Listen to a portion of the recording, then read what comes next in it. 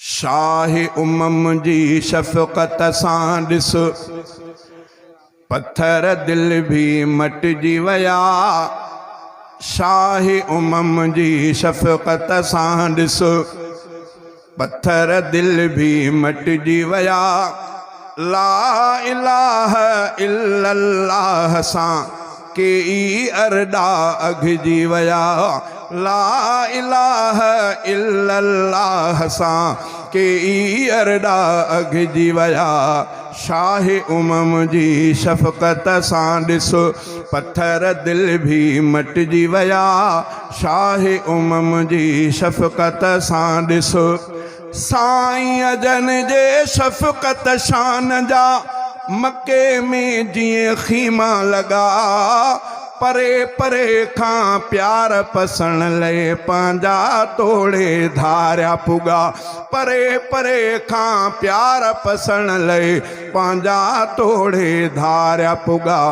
हबशी बिलाल जियां पोके बरकत वारा बणिजी वया।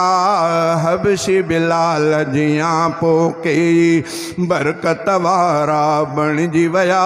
ला इलाहा इल्लल्लाह सां कई अरडा अघिजी वया। शाह उमम जी शफ़क़त सां ॾिस उमर त आयो मारण जे लाइ।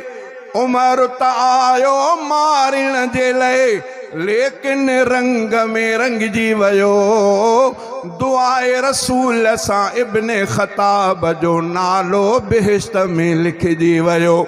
उमर त आयो मारण जे लाइ लेकिन रंग में रंगजी वयो। दुआए रसूल सां इब्ने ख़ताब जो नालो बेहिश्त में लिखजी वयो।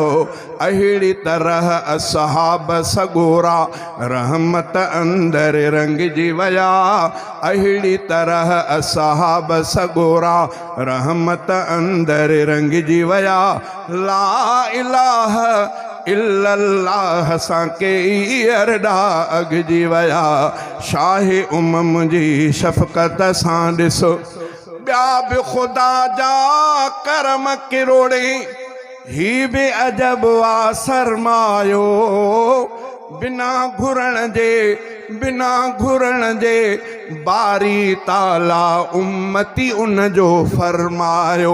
ॿिया बि ख़ुदा जा करम किरोड़े ॿिया बि ख़ुदा जा करम किरोड़े ही बि अजब आ सरमायो। बिना घुरण जे बारी ताला उम्मती उन जो फरमायो। बिना घुरण जे बारी ताला उम्मती उन जो फरमायो।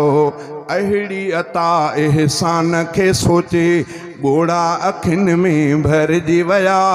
अहिड़ी अता एहसान खे सोचे ॻोड़ा अखियुनि में भरिजी वया। ला इलाहा इल्लल्लाह सां कई अरडा अघिजी वया। शाह उमम जी शफ़क़त सां ॾिस इंशा अल्लाह रोज़ हशर भी पंहिंजनि सां हू प्यार कंदो। इंशा अल्लाह रोज़ हशर भी पंहिंजनि सां हू प्यार कंदो। सैफुल्लाह ले जवी पाण खां कोन असांखे धार कंदो। सैफुल्लाह ले जवी पाण खां कोन असांखे धार कंदो। जेकी जेकी उम्मत में थिया जेकी जेकी उम्मत में थिया जन्नत में से सॾिजी वया। जेकी जेकी उम्मत में थिया जन्नत में से सॾिजी वया। ला इलाहा इल्लल्लाह सां कई अरडा अघिजी वया। शाह उमम जी शफ़क़त सां ॾिस पत्थर दिल भी मटिजी वया। शाह उमम जी शफ़क़त सां ॾिस पत्थर दिल भी मटिजी वया।